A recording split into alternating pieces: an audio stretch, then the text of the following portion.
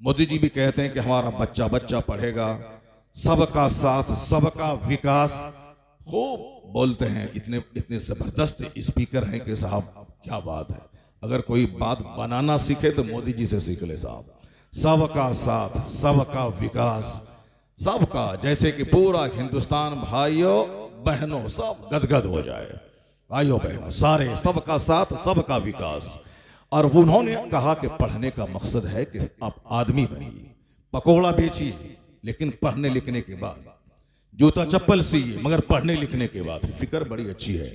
उन्होंने कहा कि नॉलेज ताकतवर बना देगा, शिक्षा आपको शक्तिशाली बना देगा। क्योंकि गांधी जी का नाम ये कम लेते हैं और गांधी जी को अपना मॉडल भी मानते हैं, उनके चेले चपेटे कम लेते हैं, मगर ये नाम लेते हैं क्योंकि गांधी जी भी गुजरात के हैं और ये भी गुजरात के हैं, इसलिए गांधी जी के को मॉडल के तौर पर मानते हैं कि उन्होंने शिक्षा पे, नए भारत के निर्माण पे जोर दिया है। और हकीकत में गांधी जी ने कहा शिक्षा हर घर में जाएगा, सारे लोग पढ़ेंगे। अंबेडकर जी ने हिंदुस्तान का संविधान लिखा और उन्होंने कहा कि सारे लोग शिक्षित बने, सब पढ़ें सब पढ़ें। अमेरिका आज दुनिया का बाताज बादशाह है, टेक्नोलॉजी की दुनिया का। उनसे पूछें कि जिसका नाम 800 साल पहले दुनिया नहीं जानती थी, आज ये अमेरिका दुनिया का सबसे पावरफुल मुल्क कैसे बन गया? तो जवाब हर बच्चा देगा कि नॉलेज इज पावर, इल्म ताकत का नाम है जिसने इस मुल्क को ताकतवर बना दिया है। आज रूस यूक्रेन को खाना चाहता है, लेकिन वह यूक्रेन रूस को आंख दिखला रहा है। यूक्रेन के पास वो टेक्नोलॉजी है कि साहब पहले ही वो रूसी में शामिल था, लेकिन रूस को आंख दिखलाता है यूक्रेन के वैज्ञानिक, यूक्रेन के साइंटिस्ट, यूक्रेन में हथियार का भंडार। आप ये समझ लें कि एक कतरा पानी समंदर को आंख दिखला रहा है। उनसे पूछा जाए कि इतने कमजोर थे तुम, कैसे आंख दिखला रहे हो? तो बोलेगा नॉलेज इज पावर, इल्म ताकत का नाम है, इल्म रोशनी का नाम है। वो जापान जिसपे आज से 70 साल पहले अमेरिका ने 2 बम गिराया, एटम बम और हाइड्रोजन बम, हिरोशिमा पे नागासाकी पे। जापान के 2 बड़े शहर हैं। जिस तरह मैं हिंदुस्तान के 2 बड़े शहरों का नाम लूं, एक बंबई एक दिल्ली, उसी तरह हिरोशिमा और नागासाकी 2 बड़े शहर हैं जापान के। उन दोनों सिटी पे अमेरिका ने बम गिराया। वो अमेरिका जिसने जापान को नेस्तो नाबूद करने के लिए एटम बम गिराया, बहुत सारे लोग मर गए। यहां तक कि उसके जहरीले असरात से आज भी लूले लंगड़े लोग पैदा होते हैं, चूंकि खतरनाक गैस होती है उस बम में। ऐसा नहीं कि बम गिरा वहां से सब लोग दब के मर गए, नहीं, वो ऐसा खतरनाक बम होता है कि उससे वो इलाके की ऑक्सीजन को वह बम खत्म कर देता है, लोग घुट घुट के मरने लगते हैं। उसका जहरीला असर बहुत दिन तक रहता है। इतना खतरनाक बम गिरने के बावजूद उस मुल्क को तो तबाह हो जाना चाहिए, लेकिन आज 70 साल के अंदर जापान अमेरिका से भी ज्यादा ताकतवर मुल्क बन चुका है। सारी दुनिया को अपना माल सप्लाई करता है, कीमती कीमती सामान जापान तैयार करता है। उससे पूछा जाए कि तुझे तो मिट जाना चाहिए था, लेकिन तुम आज, तुम्हारी मईशत पूरी दुनिया में स्ट्रांग है, इकोनॉमी तेरी बड़ी मजबूत है, सारी दुनिया में तेरा माल जाता है और सारी दुनिया से करेंसीज तेरे मुल्क में आती है। वो मालदार होता है। जो अपना पैसा दे दे के सबका सामान खरीदे वो तो कंगाल हो जाएगा, लेकिन जो अपना माल दूसरे को दे और दूसरों की करेंसी मेरे मुल्क में आए वो तो मालदार हो जाएगा। जापान ने कसम खा लिया था कि मैं दूसरों के सामने हाथ नहीं फैलाऊंगा, यहां तक कि चप्पल से लेकर के जहाज तक सब मैं अपने मुल्क में बनाऊंगा। आज वह जापान ताकतवर, मालदार, रिचेस्ट कंट्री ऑफ द मुल्क। पूछा जाए कि किस फॉर्मूले ने तुमको आज नेस्तो नाबूद होने के बावजूद तुम्हें ताकतवर बनाया? जवाब होगा knowledge is power, knowledge is light. इल्म ताकत का नाम है, इल्म रोशनी का नाम है। चाइना बुद्धिस्टों का मुल्क, गंवारों, जाहिलों, अल्लड़ों, बेवकूफों और नाकारों का मुल्क था, लेकिन आज वो चाइना, अमेरिका भी बाज मामलात में उससे डरता है। हिंदुस्तान थर्राता है, पाकिस्तान कांपता है, जापान भी डरता है, वियतनाम डरता है। यानी अक्सर ममालिक उसकी आबादी सबसे बड़ी आबादी। अगर हर आदमी चाइना का एक एक पत्थर हाथ में उठा ले तो याद रखें कि इतनी बड़ी आबादी है कि अमेरिका पत्थरों का पहाड़ बन जाए, इतनी बड़ी आबादी है उसकी। यानी जो बड़ी आबादी वाला मुल्क है, जहां के लोग अल्लड़ थे, गंवार थे, जाहिल थे, लेकिन आज वो ताकतवर कैसे बन गया? आज उनके हथियार के सामने अमेरिका और रूस को भी सोचना पड़ता है। हिंदुस्तान का पड़ोसी वो गाहे बगाहे हमारे मुल्क में कदम रखता है। मेरी फौज को मैं दाद दूं हमारे मुल्क की फौज को कि उसके सामने सीना तान के मेरी फौज खड़ी रहती है, वरना उसके पास इतनी ताकतें हैं कि वो मेरे मुल्क में घुस जाए। ये हमारी फौज की बहादुरी है कि चीन के बढ़ते हुए कदम को मेरी फौज रोकती है। मगर ताकतवर तो इतना है कि अमेरिका की मंडी में चाइना का माल, हिंदुस्तान के हर बाजार में चाइना का माल, वो दुश्मन है मेरा, मगर मेरी मजबूरी है कि मैं उसका माल खरीदूं। वह दुश्मन है मेरा, मगर मेरी मजबूरी है, मैं उसको आंख नहीं दिखा सकता, क्योंकि इस कदर उन्होंने माल बनाना शुरू किया है, प्रोटेक्शन देना शुरू किया है। आज आ जाए कोई कार, दूसरे ही दिन उसकी नकल उसके पास रहती है। आज बना ले कोई फर्नीचर, दूसरे ही दिन उसके पास नकल होती है। यहां तक कि अरब हमारा मुल्क है, यानी चीनो अरब हमारा, हिंदुस्तान हमारा, मुस्लिम है हम, वतन है सारा जहां हमारा।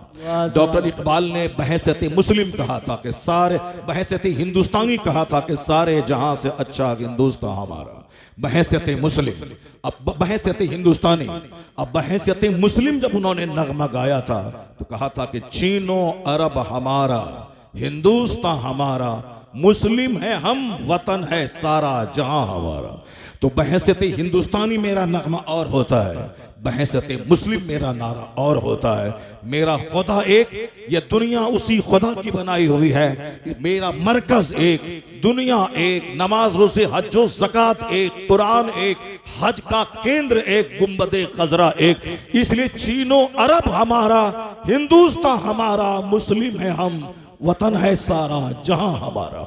या दोनों सोच रखनी पड़ेगी। बहैसियत हिंदुस्तानी पाकिस्तान आंख दिखलाए तो आंख निकाल लेंगे, अगर बांग्लादेश मुझको आंख दिखलाए तो बहैसियत हिंदुस्तानी उसके डेने तोड़ देंगे। लेकिन बहैसियत मुस्लिम, अगर दुनिया के किसी भी कोने में किसी मुसलमान के पांव में कांटा चुभे, उसका दर्द अपने सीने में महसूस करना होगा। बहैसियत मुस्लिम हमारी सोच कुछ और होती है, बहैसियत हिंदुस्तानी हमारी सोच कुछ और होती है। बहैसियत इंसान, बहैसियत हिंदुस्तानी, बहैसियत मोमिन, ये कई हैसियतें हमारी हैं। उसी जहत से सोचना होगा, सिर्फ एक पॉइंट से नहीं। हम बहैसियत मुस्लिम, सारी दुनिया हमारा मुल्क है, पूरी दुनिया मेरे रब की है। मैं सब इंसान की कदर करता हूं, चूंकि मेरे मुस्तफ़ा ने कहा है अल खल्क़ु कुल्लुहुम अयालुल्लाह, मखलूक सारी की सारी अल्लाह का कुंबा है, और तुम में सबसे बेहतर वो है जो अल्लाह के कुंबे से बेहतर सलूक करता हो। भूखा अमेरिका में रहे, उस भूखे का ख्याल करना हमारी जिम्मेदारी है। जैसे पाकिस्तान में ज़लज़ला आता है, हिंदुस्तान से साड़ियाँ जाती हैं, हिंदुस्तान से कपड़े जाते हैं, हिंदुस्तान से राशन जाता है, हिंदुस्तान से माचिस दियासलाई, हिंदुस्तान से गेहूं जाता है। ये बहैसियत इंसानी, बहैसियत इंसान, इंसानियत का मुजाहरा होता है। बाकी रही बात सरहद की सुरक्षा, वो अपनी जगह है। मैं कहना चाहता हूं कि आज चाइना, हिंदुस्तान पूरी दुनिया की मंडियों पे अपना माल फैला चुका है। चाइना ताकतवर क्यों हुआ? उनका जवाब है knowledge is power, knowledge is light. इल्म ताकत का नाम है, इल्म रोशनी का नाम है। ए लड़का, ए लड़का, जरा देखें उसको, इतनी बदतमीजी है। इतने उलमा बैठे हैं, वो मोबाइल चलाते हुए बाहर जा रहा है। बेहयाई और बेशर्मी की हद हो गई यार।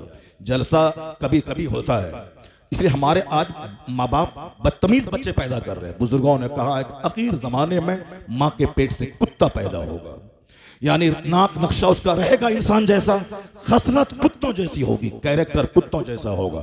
यानी एहतराम मस्जिद का तो मस्जिद के दरवाजे पे नाचेगा वो बच्चा, एहतराम मदरसे का तो मदरसे के दरवाजे पे डांस करेगा वो, एहतराम जलसे का वो सिनेमा हॉल में 3 घंटे गुजारेगा, मगर जलसे में उसको 3 घंटे गुजारना उसके लिए बोझ हो जाएगा।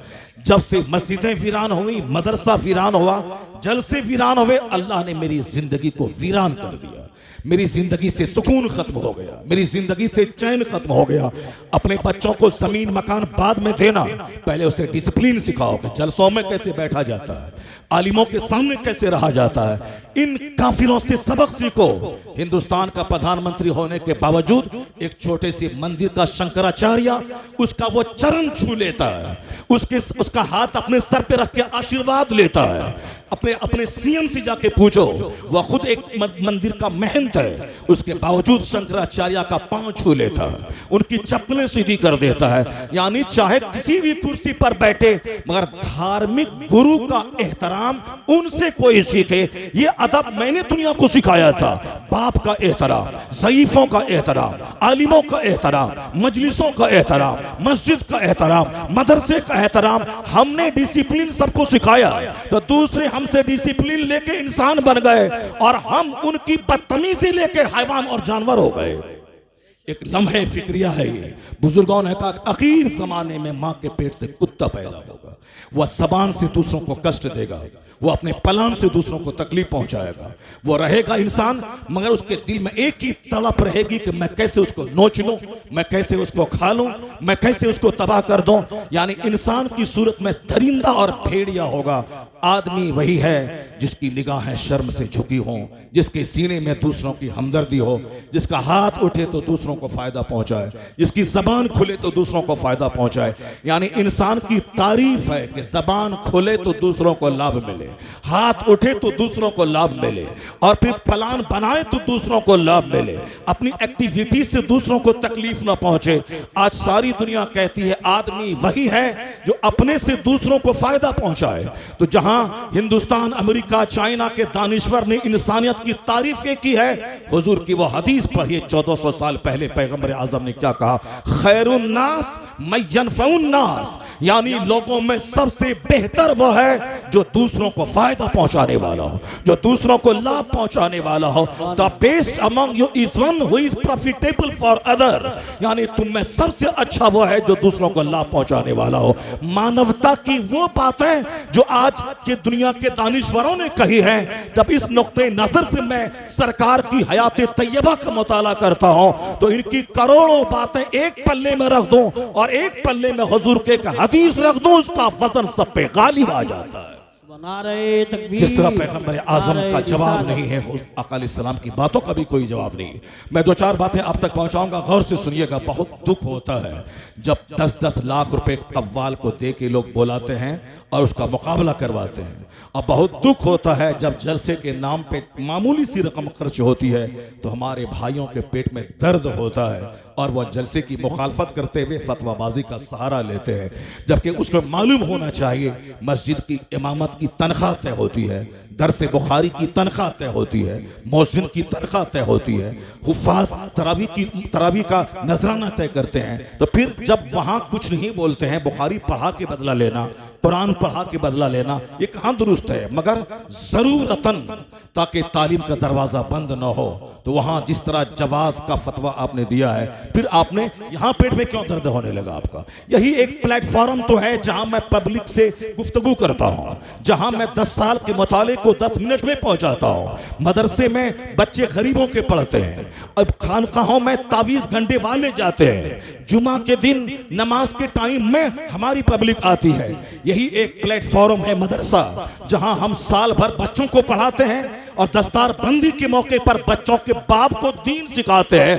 ये प्लेटफॉर्म भी अगर हमसे खत्म हो गया तो इस्लामी चमक दमक, इज्तिमाइयत, यूनिटी और ऑर्गेनाइजेशन के मुजाहिरे का कौन सा प्लेटफॉर्म रह जाएगा। हुजूर ने कहा था, ए अली जहां जा रहे हो वहां दीन पेश करना। अगर तुम्हारी वजह से एक बंदा राह रास्ते पे आ गया तो अरब के सुर्ख ऊंट से यह काम तेरे लिए बेहतर है। अगर हमरे 5 लाख रुपए खर्च करने से 5 आदमी अंदर से हिल गया, वह जिंदगी में यू टर्न ले लिया, उनकी सोच पॉजिटिव हो गई, 50 करोड़ का बंगला बनाना एक तरफ, 5 आदमी को गुलाम में मुस्तफा बना देना एक तरफ। नारे तकबीर, नारे रिसालत, नारे गौसियत, मशरके आला हजरत हजरत अल्लामा डॉक्टर शहरयार रजा साहिब। आदमी पहले सुनता है, सबसे नसीहत पाने के लिए सबसे पहले सुनना है, फिर बाद में अमल करना है। आदमी सुनेगा ही नहीं तो क्या अमल करेगा वो। मोमिन को वास फायदा देता है, मोमिन को नसीहत फायदा पहुंचाती है और काफिरों को जिद चढ़ जाती है। कुरान शरीफ में आया है कि वज़क्किर फ़इन्न ज़िक्रा तनफ़उल मोमिनीन, आप समझाइए, समझाना मुसलमानों को फायदा देता है। माँ की गोद से लेकर कब्र की गोद तक समझाना, 50 किताब पढ़ने के बाद भी समझाना, 1-1 हज़ार की किताब किताबों के मुताले के बाद भी दूसरों के वाज का मोहताज रहना, चूंकि इंसान का नेचर ही ऐसा है कि मरते दम तक इसको वाज फायदा देता है। नहीं सुना आपने, सरकार दो जहां ने काले गोरे का फर्क मिटाया, सरकार दो जहां ने ऊंच और नीच का फर्क मिटाया, अरब और अजम का फर्क मिटाया। कहा कि ला फضل लिअरबिय्यिन अला अजमी वला लिअरबिय्यिन अला वला लिअजमिय्यिन अला अरबी वला लिअबयद अला अस्वद वला लिअस्वद अला अबयद इल्ला बित्तक़वा। हुजूर ने कहा कि अब इस्लाम आ गया है। दौरे जाहिलियत की वह बातें कि खानदान की वजह से आदमी मुअज़्ज़ज़ माना जाता था, दौरे जाहिलियत की वह बातें कि दौलत की वजह से सम्मान मिलता था। हुजूर ने कहा अब इस्लाम आ गया है, अब किसी अरबी को अजमी पर कोई फौकियत नहीं, अब किसी गोरे को काले पर, काले को गोरे पर कोई सुपीरियरिटी नहीं। अब इस्लाम आ गया है। हुजूर ने कहा अब इज्जत सिर्फ उसी को मिलेगी जो जितना ज्यादा अल्लाह से डरने वाला होगा। यानी किरदार को हुजूर ने फौकियत दी, तकवा को हुजूर ने फौकियत दी। मगर इंसान होने के नाते जनाब अबू जर ने हजरत बिलाल को एक बार कह दिया, या इब्न सौदा, एक कालीन का बेटा, एक काली औरत का बेटा। जनाब अबू जर मुअज़्ज़ज़ सहाबी रसूल, जनाब बिलाल सहाबी रसूल, जबान से निकल गया इब्न सौदा, एक काली औरत के बेटे। सरकार दो जहां तक शिकायत की जनाब बिलाल ने। आका अलैहिस्सलाम का दस्तूर यही था कि जब भी जो बात खिलाफे तबीयत होती, नागवार गुजरती, मेंबर पे चढ़ते, आप एक मुख्तसर नसीहत फरमाते। हुजूर का लंबा खिताब कभी होता, फजर की नमाज के बाद से लेके आफ्ताब के गुरूब होने तक दुनिया का सबसे लंबा खतीब, दुनिया का सबसे बड़ा खतीब, लंबी खिताबत करने वाला वो पैगंबर आजम की ज़ात गिरामी है। फजर की नमाज के बाद मेंबर पे चढ़े, खिताब किया हत्ता हजरत ज़ोहर, यहाँ तक के जोहर का वक्त आ गया। आपने फिर नमाज पढ़ाई, फिर नमाज के बाद मेंबर पर चढ़े, फिर खिताब किया यहाँ तक के असर की नमाज का वक्त आ गया। आपने फिर नमाज पढ़ाई, फिर मेंबर पर चढ़े, फिर खिताब किया हत्ता गरबती शम्स, यहाँ तक के सूरज डूब गया। जो सामईन थे वो क्या कहते हैं कि हुजूर ने फजर से लेके मगरिब तक के लंबे खिताब में क्या कहा, फ़अख़बरना बिमा काना वमा हुवा बेकाइन इला यौमिल क़ियामा। हुजूर ने खबर दे दी जो हो चुका, जो होने वाला है, सारी बातें मुस्तफ़ा ने बता दी उस लंबे खिताब में। और साहबी कहते हैं फ़अअलमुना अहफ़ज़ुना, हम में का सबसे बड़ा आलिम वही है जो हुजूर की उन बातों का ज्यादा याद रखने वाला है। वह सबसे बड़ा आलिम है जिसने सरकार लंबा खिताब, और कभी मुख्तसर खिताब ये होता हुजूर का, एक जुमला कहते और मेंबर से नीचे उतर आते। जनाब बिलाल ने शिकायत की, हुजूर ने सिर्फ इतना कहा, अफीकुमुल जाहिलियत इलल आन, क्या तुम में अब तक जाहिलियत बाकी है? यानी दौरे जाहिलियत की बातें अब तक बाकी है। इतना कहना था कि जनाब अबू जर जमीन पर लेट गए और कहा, तुम या बिलाल, ए बिलाल खड़े हो जाओ और अपने पांव से मेरे चेहरे को रौंद डालो कि मैंने ऐसा जुमला क्यों निकाला। अल्लाह सबद, क्या कहा? बिलाल खड़े हो जाओ और तुम अपने पांव से मेरे चेहरे को रौंद डालो, क्यों इस तरह का जुमला मैंने निकाला। यह है एहसास, यह है फीलिंग, यह है गैरत।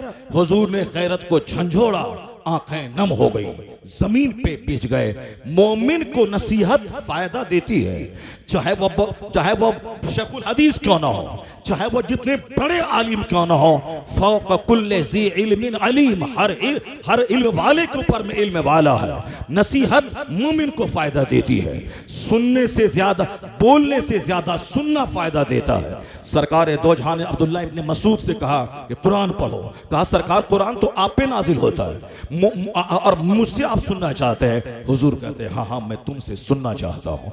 अब्दुल्ला इब्न मसूद कुरान पढ़ने लगे, आका अलैहिस्सलाम सुनने लगे। कौन सुन रहे हैं? जिन पर कुरान नाजिल हुआ है। और कुरान कौन पढ़ रहे हैं? जिसने हुजूर से सुना है, वह कुरान पढ़ रहे हैं, सरकार सुन रहे हैं। कुछ देर के बाद जब तिलावत उनकी आगे बढ़ी तो सरकार ने उनकी तरफ इशारा करते हुए कहा चुप हो जाओ। वजीना बिका अला हाउलाए शहीदा। जब इस आयत पर अब्दुल्ला इब्न मसूद पहुंचे तो कहा हुजूर ने कि रुक जाओ। जब वह रुके और आंख खुली तो देखा कि हुजूर की आंखों से आंसू के कतरे रवां हैं। सरकार दो जहां कुरान सुना अपने सहाबी से, इसका मतलब यह निकला कि कोई बड़ा से बड़ा आदमी क्यों ना हो, वो वाज का मोहताज होता है, वो वाज सुनना चाहिए उसको। सरकार दो जहां ने अपने गुलामों को एक तालीम दी, कुरान पढ़ना भी इबादत है और कुरान सुनना भी इबादत है। और कुरान सुनने से दिल नर्म होता है, कुरान सुनने से आंखें भीग जाती हैं, कुरान सुनने से सीने का घमंड टूटता है। आज घमंड ने मुझको तबाह कर दिया, आज गुरूर ने मुझको तबाह कर दिया। आज घमंड ही है जो मेरे जलसों को उजाड़ दिया, आज गुरूर ही है जो उलमा को तन्हा छोड़ दिया गया, आज गुरूर ही है जो मस्जिदों के इमाम को 5000 कमाने वाला बेकस और बेचारा समझ लिया गया। आज घमंड ही है जो किसी के दरवाजे पे कोई नहीं जाता।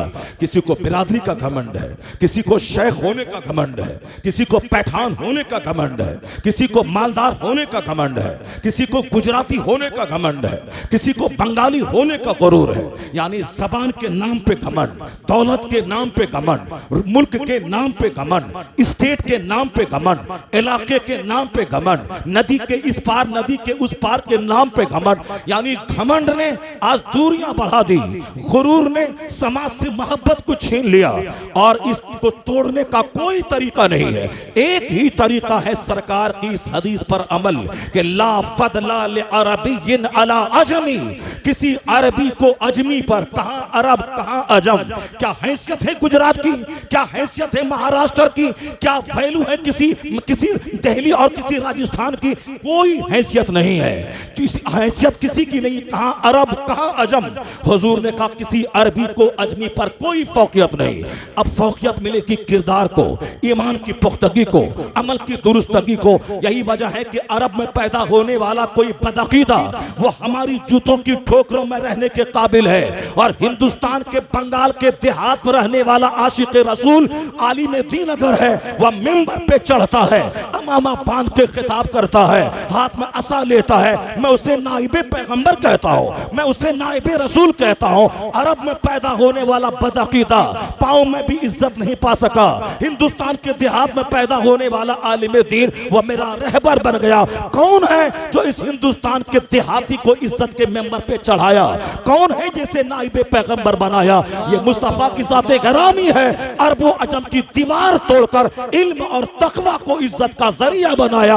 आज भी मैं देख सकता हूं मस्जिदों में बैरिस्टर का बेटा वह नीचे बैठा है, गाय चराने वाले का बेटा मिंबर पे चढ़ा है, ताकि दुनिया देख ले वो 1000 बीघा जमीन जोतने का मालिक होता, फिर भी ये इज्जत न मिलती जो इज्जत इल्म ने, ईमान ने, तकवा ने अता कर दिया है। नारे तकबीर, नारे रिसालत, नारे गौसियत, मसलके आला हजरत मुफ्ती शहरियार रजा साहिब क़िबला मदरसा गुलशन मुस्तफ़ा। सरकार दो जहां की तालीमात नॉर्मल बनाने के लिए काफ़ी, हुजूर का पैगाम सारा गुरूर तोड़ने के लिए काफ़ी। हुजूर ने क्या कहा?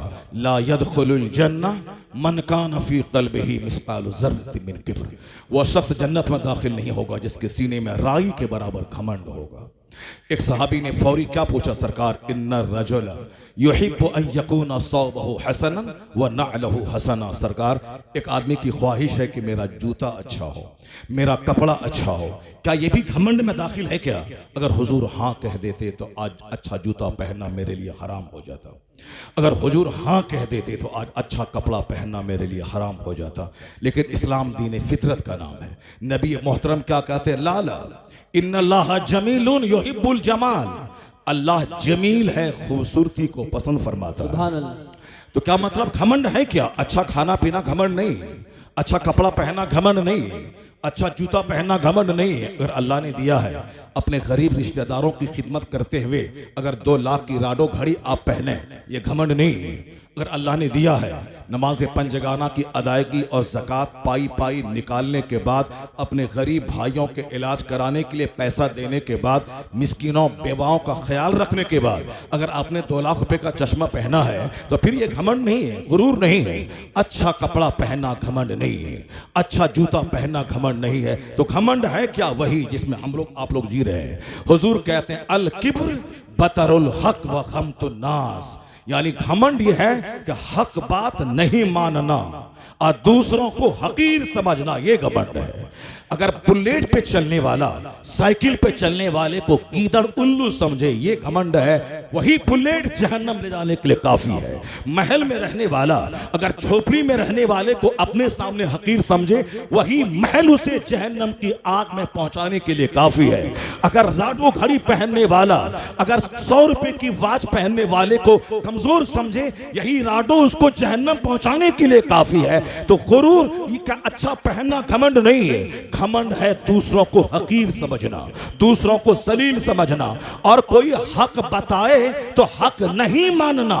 नहीं, मैं जो बोलता हूं वो सही है, वह मौलवी है तो क्या हुआ, मस्जिद तक इमामत करेगा, बाकी मैं प्रधान हूं, मेरी बात चलेगी, मेरी चलेगी, उनकी नहीं। वो इमामत नमाज पढ़ाने तक इमाम है, उसके बाद उससे कोई एडवाइस नहीं लिया जाएगा। मकान कैसे बनेगा मैं बताऊंगा, बच्चा क्या पढ़ेगा मैं बताऊंगा, शादी में 100 लोग बाराती बन के आएंगे मैं बताऊंगा, 100 स्कॉर्पियो से मैं बारात जाऊंगा, ये मैं डील करूंगा। जब से मैंने इमाम को सिर्फ नमाज तक इमाम माना, उन आलिमों से रहनुमाई हासिल करनी छोड़ दी, उस वक्त से सीने के घमंड कि आलिम कुछ नहीं है। जबकि बुजुर्गों ने कहा है कि 1000 बीघा जमीन का जोतने वाला 1 करोड़ नहीं 50 करोड़ की फैक्ट्री का मालिक, वो मालिक कहला सकता है, ओनर कहला सकता है, मैनेजिंग डायरेक्टर कहला सकता है, वो अकाउंट कहला सकता है, वो नवाब कहला सकता है। उत्तर प्रदेश के संभल के देहात का एक गरीब का बच्चा आलिम बनकर जब मुहर्रम में खिताब करने बंबई जाता है, वहां का अरबपति अपने मकान में बिठाकर एयरपोर्ट से हाथ में सूटकेस उठाकर अपनी 50 करोड़ की कार पे बिठा के जब घर में लाता है, कहता मुझे बहस नहीं कि तेरे घर पे छप्पर पे घास है या नहीं, तुम्हारा बाप मजदूर है, मैंने तुझको जो सम्मान दिया है वह सम्मान के पीछे सिर्फ एक फिक्र मेरी काम कर रही है कि मैं अरबपति हूं, मैं बिजनेसमैन हूं, मैं कैपिटलिस्ट हूं, मैं धनवान हूं, मैं मालदार हूं, ये सब मैं हो सकता हूं, मगर नाइबे रसूल तो तू ही हो सकता है, नाइबे पैगंबर तो तू ही हो सकता है। मैंने जो तुझको सम्मान दिया है दौलत देखकर नहीं, मकान देखकर नहीं, सिर्फ यह देखकर कि तू नाइबे पैगंबर है, नबी की बात बोलने आया है, मेरे से बढ़कर तू काबिल एहतराम है। सुभान अल्लाह, नारे तकबीर, काबिल एहतराम है, काबिल एहतराम है। इस नुक्ते नज़र से आप देखेंगे तो आलिम आपका रहबर नजर आएगा, आलिम आपका रहनुमा नजर आएगा। अगर 5000 रुपये तनख्वाह के हिसाब से आप सोचेंगे तब तो बेचारा और बेकस नजर आएगा। पॉजिटिवली आप सोचेंगे कि नाइब पैगंबर जो मनसब किसी दूसरे को ना मिले वो आलिम रब्बानी को मिले। और आया है किताबों में कि जो आलिम हाफिज बना और अपने से ज्यादा नेमत वाला दूसरों को समझ लिया, या इंजीनियर क्या कहना, मैं तो हाफिज हूं, ये इंजीनियर है माशाअल्लाह, ये हमसे बड़ा है, ये डॉक्टर, एक बड़ाई का तसव्वुर दूसरा है। और इस नुक्ते नजर से कि मैं क्या हाफिज बन गया, ये तो साहब इंजीनियर और IAS ऑफिसर बन गए। हदीस किताब में आया है कि जो शख्स आलिम हाफिज बनने के बाद ये समझे कि दूसरों को बड़ी नेमत, मुझसे ज्यादा नेमत मिल गई है, उसने इल्मे दीन का अपमान किया, इल्मे दीन की तौहीन कर दी उसने। जबकि सबसे बड़ी चीज है कुरान का इल्म, सबसे बड़ी दौलत है हदीस का इल्म, उसके बावजूद ये समझ ले कि दूसरों को बड़ी नेमत दी गई, उसने इल्म दीन की तौहीन की। और ना अहल को इल्म सिखाना ऐसा है जैसे खिंजीर की गर्दन में हीरे और जवाहिरात का हार डाल देना है। अहल जिसको कुरान हदीस का इल्म मिला, पॉजिटिवली आप सोचेंगे तो दुनिया की सबसे बड़ी दौलत अल्लाह ने इसको अता फरमा दी। इस नुक्ते नजर से आप सोचेंगे तो आपको लगेगा कि घमंड और गुरूर ने मुझको तबाह बर्बाद करके रख दिया। गुरूर है हक बात मान लेना, मैं गलती पर हूं, मैं इंसान हूं, गलती कर सकता हूं, लेकिन जहां कोई हक बताए surrender to the will of Allah, इसी का नाम है मोमिन। यानी अपने आप को अल्लाह की मर्जी के सामने सरेंडर कर दे। वो कह दे कि मैं मान गया, आमन्ना, मैं ईमान लाया, मैं तस्दीक में करता हूं। मोमिन यही है जब उसको कोई रास्ता दिखलाए नॉर्मल हो जाए, उनके रोंगटे खड़े हो जाए, वहां अड़ा रहना यही घमंड है।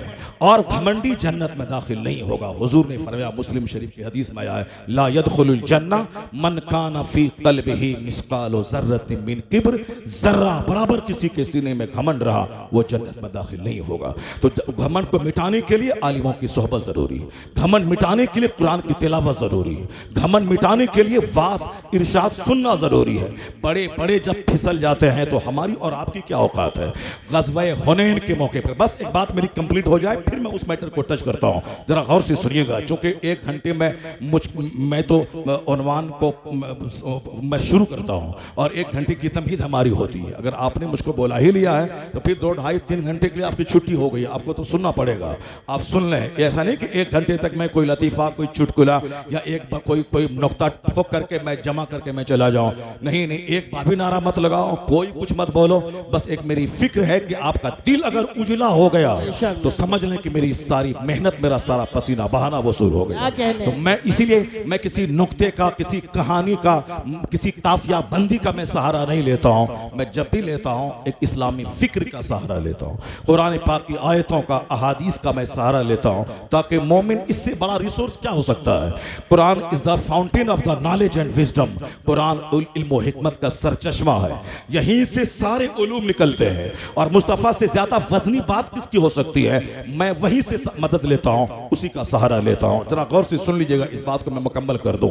यानी मोमिन को वाज फायदा देता है, मोमिन को वाज सुनते रहना चाहिए और जमीन पे बैठ के रहना चाहिए। अब चाहे आपके पास खरबों का मकान क्यों ना हो, कभी कभी जमीन पे बैठे, गरीबों के साथ बैठे।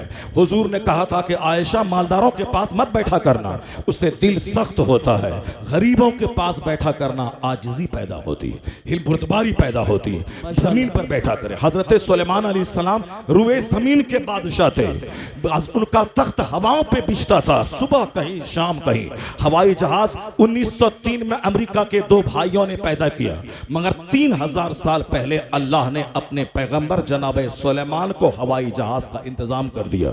वह तख्त हवाओं पे बिछता था और कई हजार किलोमीटर की रफ्तार से वह तख्त चलता था। सुबह बाबिल में तो दोपहर मुल्क शाम में, और शाम कहीं, सुबह कहीं, शाम कहीं। अल्लाह ने क्या कहा, वले सुलेमान रीहा खुतुफहा शहरुं व रवाहुहा शहर। हमने सुलेमान के लिए हवा को मुसख्खर कर दिया कि 1 महीने का सफर सुबह कर ले, 1 महीने का सफर शाम में कर ले। और हवाई जहाज से होता क्या है, 1 महीने का सफर है। आप समझ लें कि बिहार की राजधानी पटना से दिल्ली 1.5 घंटे में आदमी सफर तय कर लेता है। 1 महीने का सफर सुबह, 1 महीने का सफर शाम में। अल्लाह ने कहा, वले सुलेमान रीहा, हमने सुलेमान के लिए हवा को मुसख्खर कर दिया। 1 महीने का सफर सुबह कर ले, 1 महीने का सफर शाम कर ले। हवाई जहाज बना कब, 1903 में। यह 2022 है। 1903 में अमेरिका के 2 भाइयों ने इसकी इजाद की। मगर कुरान पाक पढ़ने वाला जानता है कि हवाओं को मुसख्खर करके हवाओं पे चलने वाली सवारी का तसव्वुर ये कुरान ने दिया है, जो रब करीम ने अपने पैगंबर के लिए 3000 साल पहले उसका इंतजाम फरमाया। कुरान पाक तमाम उलूम व फनून का सरचश्मा है। मैं कहना चाहता हूँ, सुलेमान अलैहिस्सलाम रुए जमीन के बादशाह, यानी पूरी धरती के बादशाह थे। वो बादशाह 4 ही हुए हैं जो पूरी दुनिया के बादशाह हुए। एक सुलेमान अलैहिस्सलाम है, और सिकंदर जुल्करनैन है, और काफिरों में एक नमरूद है। ये बादशाह हुए हैं। सुलेमान अलैहिस्सलाम हवाओं पे चलते थे, हवाओं पे तख्त बिछता था, सुबह कहीं शाम कहीं। लेकिन इबादत गाह में जब बैठते थे, इबादत गाह में जब बैठते तो मिस्कीन के बदन से अपना बदन मिला लेते और कहते कि मिस्कीन मिस्कीन से मिल गया है। कहां रुए जमीन के बादशाह और कहां मिस्कीन के साथ बैठकर कहते मिस्कीन मिस्कीन से मिल गया है। या ये 2-4-10 बीघा जमीन पे घमंड करना, ये 2-4-10 लाख की कार पे घमंड करना, ये 2-4 करोड़ के बंगले पे घमंड करना। कहां रुए जमीन का बादशाह अपने आप को मिस्कीन कह रहा है। और सुलेमान अलैहिस्सलाम का भी जो सरदार है, जो आदम अलैहिस्सलाम से लेकर ईसा अलैहिस्सलाम तक सारे पैगंबरों रसूलों का इमाम है, इमामुल अंबिया वल मुरसलीन, जो कौनैन का मालिक व मुख्तार है, जो चाहते तो अरब का रेगिस्तान पत्थर सोना बन के आपके साथ चलता। वो मालिक अरब व अजम, मालिक दो जहां कहते हैं, अल्लाहुम्मा अहयनी मिस्कीना व अमितनी मिस्कीना व शुरनी जुमरतल मसाकिन। इलाही मुझे मिस्कीन बना के जिंदा रख, मिस्कीनियत की हालत में मौत अता फरमा, मिस्कीनों के साथ मेरा हश्र फरमा। कौनैन का मालिक कहते हैं हालत मिस्कीनियत में मौत दे। रुए जमीन का बादशाह कहते हैं मिस्कीन मिस्कीन से मिल गया। ये तो 400 बीघा जमीन कोई जमीन है क्या? मकान कोई मकान है क्या? फैक्ट्री कोई फैक्ट्री है क्या? मुकेश अंबानी ने अपनी बेटी को 500 करोड़ का बंगला गिफ्ट किया है। 500 करोड़, कहां 5 करोड़ मेरे पास है, कहां 500 करोड़ इसी हिंदुस्तानी के पास मौजूद है। हमारे पास एक फैक्ट्री है 50 करोड़ की, उनके पास एक बंगला है 50-100 करोड़ रुपए का, हमारे पास एक कार है 25 लाख की फॉर्च्यूनर, उनके पास है 100 करोड़ की कार। क्या दौलत का मुकाबला करना, कार खरीद के इतराना, मकान बना के इतराना, घर में एसी लगा के इतराना, जिसका नौकर गुलाम एयर कंडीशन रूम में रहता है, जिसका नौकर गुलाम 25 करोड़ की कार पे चलता है, जिसका घर का चपरासी वो 25 लाख की फॉर्च्यूनर पे चलता है। ये हमारा आल्टो खरीद के मगरूर बनना, छोटा सा घर बना के घमंडी बनना, मेरे बच्चों का जोकरों की तरह बाल बना के प्रधान बन के, समिति बन के, मुखिया बन के, विधायक बन के घमंड और गुरूर करना, कहां खरबोपति, कहां अरबों में खेलने वाला, और फिर कहां ये छोटा सा पैसा और छोटा सा घर, छोटी सी फैक्ट्री। ये घमंड करने की चीज है क्या? लेकिन जो चीज अल्लाह ने तुमको दिया है उससे महरूम है टाटा, उससे महरूम है बिरला, उससे महरूम है मुकेश, उससे महरूम है योगी, उससे महरूम है मोदी, उससे महरूम है अमेरिका का जो बाइडन। अगर जो बाइडन अमेरिका का प्रेसिडेंट तुमसे कहे मैं अमेरिका का मैं पहला शहरी हूं, मेरे पास इतने खरब की दौलत है, तुम मेरे घर में एक चांदी का बुत है, उस बुत को तू सजदा कर ले, मैं तुझे खरबों रुपए दे दूंगा, मगर मैं जानता हूं तुम्हारा करीब मजदूर 300 रुपए मजदूरी करके काम कमाने वाला, या उससे बोलेगा अगर ईमान उसके सीने में है वो कहेगा मैं तेरी दौलत पे थूक दूंगा मगर ईमान का सौदा नहीं करूंगा। तो जो दौलत अल्लाह ने ईमान की तुझको दी है, इस दौलत के सामने किसी की दौलत कोई हैसियत नहीं रखती। सबसे बड़ी दौलत है ईमान। अल्लाह ने उन काफिरों को महरूम रखा है और तेरे सीने को ईमान की दौलत से मालामाल किया है। अल्लाह अकबर, या रसूल अल्लाह, जिंदाबाद जिंदाबाद जिंदाबाद। क्या कहने, हजरत हक अदा कर दिया, क्या कहने। बेशक बेशक। मैं आपसे कहना था, आप बैठे रहो, आप बैठे रहो, गौर से मेरी बात सुनो। अभी तकरीर मेरी शुरू कहाँ हुई है। मैं कुरान करीम की 2 आयत पढ़ूंगा, सरकार दो जहां की 3 हदीस पढ़ूंगा। यही 5 बातें सुन के आपको जाने होंगे। जाएंगे ना आप? वादा है ना आपका? हाथ उठा के वादा करेंगे 5 बात सुन के मैं जाऊंगा। माशाअल्लाह बहुत गौर से सुन रहे हैं वो, और फिर मुझे अच्छा लग रहा है, हौसला मिल रहा है कि मैं 5 बात सुना के ज़रूर आपके पास से मैं जाऊँ। 5 बात सुन के आप जाए। अगर मैं ख़त्म करने लगूंगा तो आप बोलेंगे कि मौलाना वो 5 बात बोल के जाना है, वरना जाने नहीं देंगे, कार रोक लेंगे तुम्हारी। 5 बात सुन के आपको जाना है। कल मैं सुनाता रहा, जो 2 बात करनी थी वो नहीं कर पाई, वह 2 बात भी आज करनी है, और फिर यहाँ अलग से 3 बात और करनी है। 5 बात सुन के आप जाएंगे, और फिर इंशाअल्लाह करीब मैंने जो बातें आप तक कह दी, आप ये समझ लें कि खरबों की एक बात मैंने कह दी। आज आप मरने जीने की बात क्यों करता है? यहाँ करो, वो करो, ऐसे करो, कल क्या होगा, वो होगा, कुछ नहीं सोचता है मोमिन। मरना तो है ही, चाहे 100 साल के बाद मरें, चाहे कल मर जाएं, मरना तो है ही। कौन दुनिया में रहने आया है? 100 साल पहले जो हिंदुस्तान में था, एक बच्चा तलाश करें, मिलेगा? कोई नहीं मिलेगा। यह भी फैक्ट है कि जो आज है 100 साल के बाद इसमें कोई नहीं रहेगा। तो 100 साल पहले भी इस्लाम था, 100 साल के बाद भी इस्लाम रहेगा। हम लोग नहीं रहेंगे, इस्लाम रहेगा। इसलिए क्यों टेंशन मोल लेता है? हम तो जर्रा बराबर भी नहीं मेरे दिल पे कोई बोझ होता कि कोई यादव जी आ जाए, कोई पंडित जी आ जाए, हमको उससे क्या मतलब है। ये हिंदुस्तान ही नहीं, मेरी नजर तो दुनिया पे है और दुनिया के खालिक पर है। हुकूमत देना रब का काम, हुकूमत छीनना रब का काम। मेरा काम इबादत करना है। मैं नमाज पढ़ूं, मैं रोजा रखूं, मैं हज करूं, मैं ज़कात दूं, सुन्नत पे अमल करूं, आलिम का एहतराम करूं, माँ बाप की खिदमत करूं। अगर कल मौत आ जाए तो फिर कब्र में सरकार की जियारत करके शाद काम हो जाऊं। बाकी हिंदुस्तान में हाकिम कौन बनेगा रब जाने, किसकी सल्तनत छीनेगी रब जाने। तो हुकूमत देना रब का काम, छीनना रब का काम। तो रब अपना काम करे, बंदा को अपना काम करना चाहिए। बंदा को ज्यादा सोचना नहीं चाहिए। जब 100 साल पहले जो था आज नहीं है, आज जो है 100 साल के बाद नहीं रहेगा, तो फिर क्यों टेंशन मोल लेने का ज्यादा। बस इतना करना कि मैं किस हाल में मरूंगा इसका टेंशन लेना है, जन्नत में जाऊंगा कि नहीं इसका टेंशन लेना है, जहन्नम से बचूंगा कि नहीं इसका टेंशन लेना है, मैं एड़ी रगड़ के बाथरूम में मरूंगा या हालत सजदा में मरूंगा इसकी फिक्र करनी है। मैं नमाज पढ़ते पढ़ते मरूंगा या जुआ खेलते खेलते मरूंगा इसका टेंशन लेना है। है, मैं सच बोलते बोलते मरूंगा या झूठ बोलते बोलते मरूंगा, इसका टेंशन लेना है।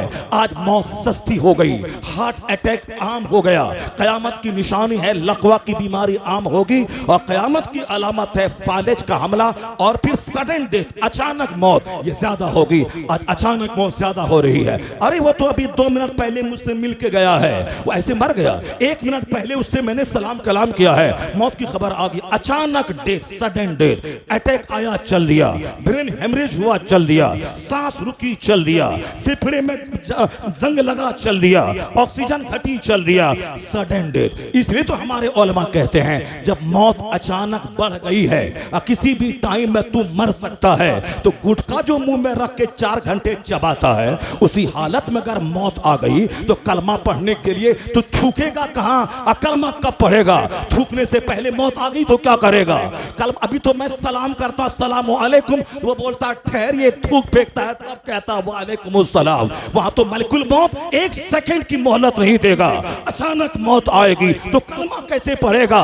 इसीलिए गुटखा खाना छोड़ दे, हमेशा जबान पे अल्लाह का जिक्र जारी कर ले, हाथ रहे बाइक की हैंडल पे, जबान पे अल्लाह का जिक्र रहे, हाथ रहे हेल्प स्टीयरिंग पे, जबान पे अल्लाह का जिक्र रहे, नेकों की महफिल मेरा, जबान पे अल्लाह का जिक्र जारी कर। आज जिस वक्त मौत आ गई, अगर आखिरी बोली कलमा हुआ, और बच्चा जब बोलने लगे तो वहां हुजूर ने कहा उसको कलमा सिखा, पहली बोली कलमा, आखिरी बोली कलमा, तो फरिश्ते बीच की बातें मिटा देंगे, दोनों बातों को मिला देंगे, दखलल जन्नत, जन्नत में दाखिल हो जाएगा। सुभान अल्लाह, वाह वाह जब वाह। मौत अचानक वाक़ हो रही है तो हर वक्त मरने के लिए तैयार रह, जबान को खाली रख गुटखों से, जबान को खाली रख सिगरेट से, जबान को खाली कर झूठ से, जबान को खाली कर चुगलखोरी और ग़ीबत के जुमलों से। न जाने ग़ीबत करते करते मौत आ जाए, हमेशा तैयार रह, मौत किसी भी टाइम में आ सकती है। मौत की फिक्र करनी चाहिए, ना कि और दूसरी सियासत की फिक्र करनी चाहिए। बाकी अल्लाह रब्बुल इज़्ज़त को मालूम है कि मेरा मजहब कैसे दुनिया में फैलेगा, मेरा पसंदीदा मजहब कैसे घर घर में दाखिल होगा, कैसे कहाँ जाएगा, ये टेंशन कभी नहीं लेने का, हुकूमत का टेंशन कभी नहीं लेने का, इंसान बन के रहने का, अपने देश हिंदुस्तान से प्यार करने का। बाकी जब मरना ही है तो अपने से मरेंगे तो अपनी मौत आ गई, कोई गर्दन काट देगा तो शहादत की मौत आ गई। वह मौत, सबको मदीना में मौत आती है क्या? सब तवाफ़े काबा करते करते मरेगा क्या? सब गौसे पाक के रोज़े पे मरेगा क्या? सब गरीब नवाज के आस्थाने पे मरता है क्या? जो पापी हो, जो 10 साल 20 साल की नमाजें छोड़ा हो, जो गंदगी की कीचड़ में धंसा हो, वह मदीना में मरेगा? वो रोज़े रसूल के सामने मरेगा? नहीं मरेगा। मदीना में वही मरेगा जो आशिक रसूल होगा, तवाफ करते करते वही मरेगा जिसकी जिंदगी इबादत में गुजरी हो। तो शहादत सबको मिलेगी क्या? शहादत उसी को मिलेगी जो शहादत की तमन्ना दिल में करता होगा। 50 करोड़ गुनाह क्यों न रहे, गर्दन कटी, एक जंप में जन्नत पहुंच जाओ। शहादत सारी खताओं को मिटा देती है। डरता क्यों है? इंतजार कर उस दिन का कि कोई जालिम गर्दन काटे, ताकि जो काम 100 साल के सजदे से नहीं हो सकता है, वह काम 1 मिनट की गर्दन कटने से हो जाए। नारे तकबीर, नारे रिसालत, नारे गौसियत। जिस दिन से तुम बुज़दिल हो गए, उस दिन से तुमको मौत की याद डराने लगी। जब से बुज़दिल हो गए, बच्चे की मोहब्बत डराने लगी। जब से बुज़दिल हो गए, जहाद और शहादत का जज्बा छोड़ दिया, तब से सांप भी खड़खड़ाता है तो डर लगता है। अभी नहीं मरे, बच्चा छोटा है, अभी नहीं मरे, बच्ची छोटी है, शादी दिला के तब मरे, बेटा इंजीनियर बन जाए तब मरे, और घर मकान बना ले तब मरे। 4 बेटा है, चारों को 4 जगह मकान बना के दे दें तब मरे, 4 दुकान दे दें तब मरे। जो इतना दिल मकान में लटका के रखा है, दुकान में लटका के रखा है, बाल बच्चों में लटका के रखा है, मरना नहीं चाहता है, मरने से डर लगता है, तब ना उसको वो लोग डराता है कि मार देंगे, काट देंगे, भगा देंगे। और जो जिहाद के लिए तैयार रहे, शहादत के लिए तैयार रहे, तो फिर क्या होगा? ये जज्बे शहादत उनके हजारों हथियार पे गालिब आ जाएगा। सर पे कफन बांध तो ले, फिर कभी शिकवा ना करेगा कि कल क्या होगा। यही बोलेगा हालात चाहे जो भी हो, बच गए तो गाजी, मर गए तो शहीद।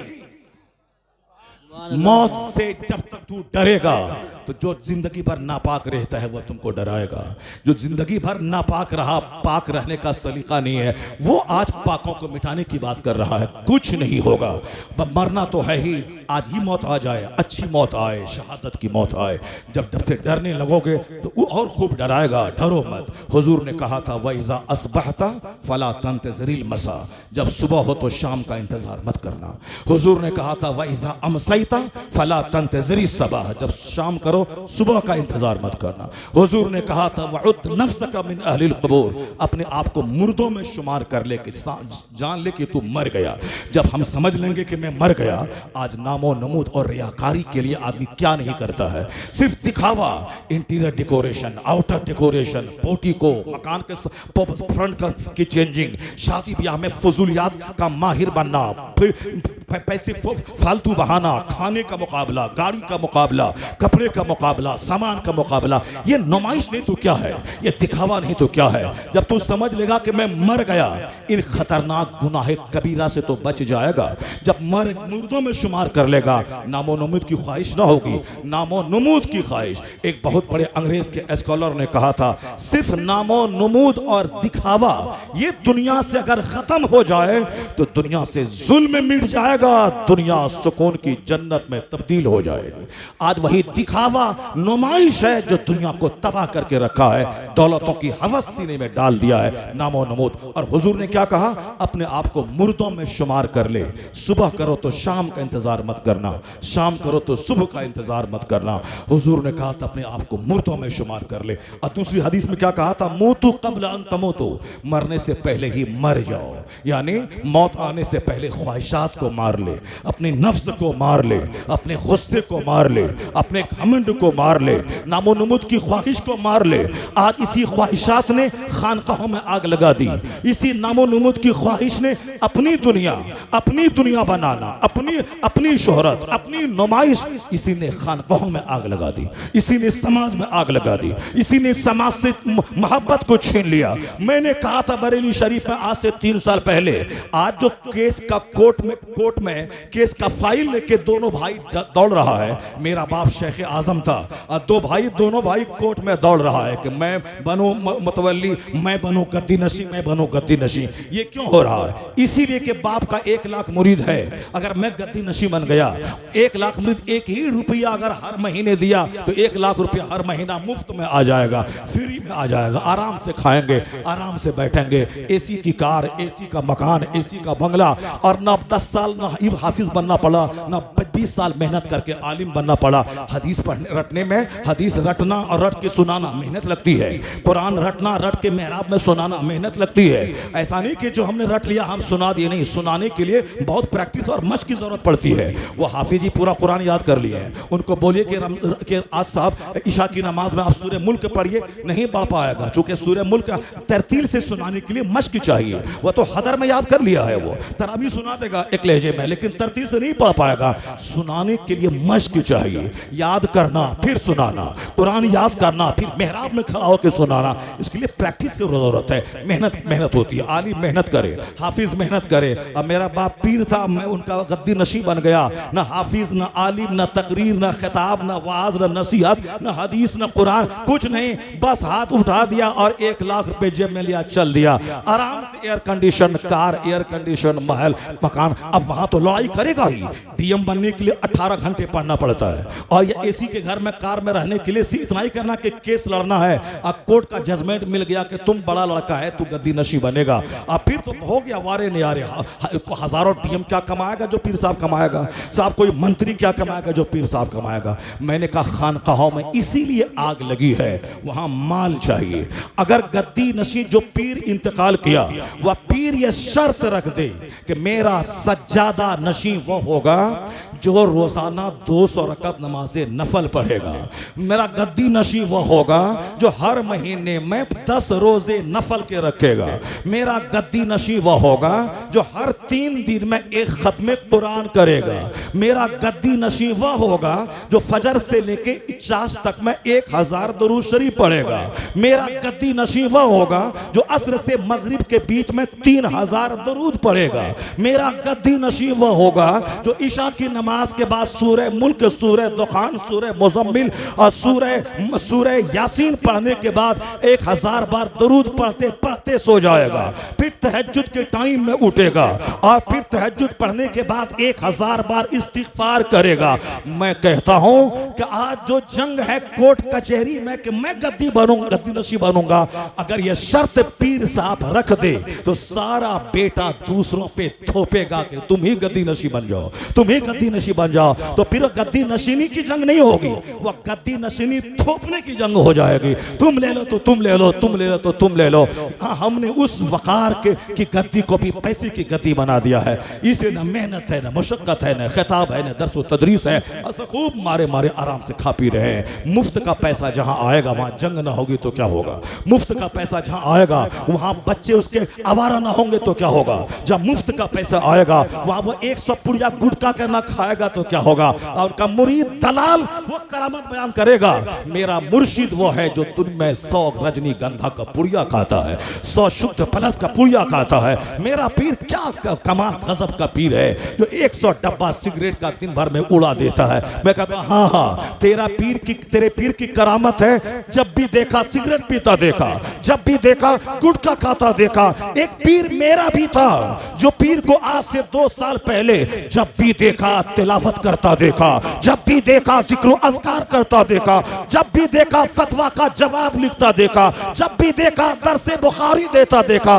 जब भी देखा मुरीदों को इरशाद करता देखा, जब भी देखा उलमा के मसाइल का जवाब देता देखा, जब भी देखा जिक्र अज़कार करता देखा। कौन था वो जो जुनैद बगदादी की याद ताज़ा कर गया? कौन था वो जो गौसे आज़म की याद ताज़ा कर गया? कौन था वो जो सरकार आला हजरत की याद ताज़ा कर गया? कौन था वो जो मुफ्ती आज़म हिंद के तकवे की याद ताज़ा कर गया? वो वही था जिसे दुनिया अल्लामा अख्तर रज़ा खां अज़हरी ताजुल शरिया के नाम से याद। नारे तकबीर, नारे रिसालत, नारे गौसियत, पीर हो तो ऐसा, पीर हो तो ऐसा, जब भी देखा जिक्र करता देखा, जब भी देखा नफल पढ़ता देखा, जब भी देखा अल्लाह अल्लाह करता देखा। इसीलिए कहा गया है कि अल्लाह का वली वो है जिसे देखो तो खुदा याद आ जाए। सुभान अल्लाह, इसे देखो तो खुदा याद आ जाए। मैं कहना चाहता हूँ कि घमंड और गुरूर को मिटाने के लिए नेकों की सोहबत में रहिए, नेकों का चर्चा सुनिए, वाज सुनिए। बस मैं अपनी तमहीद मुकम्मल करूँ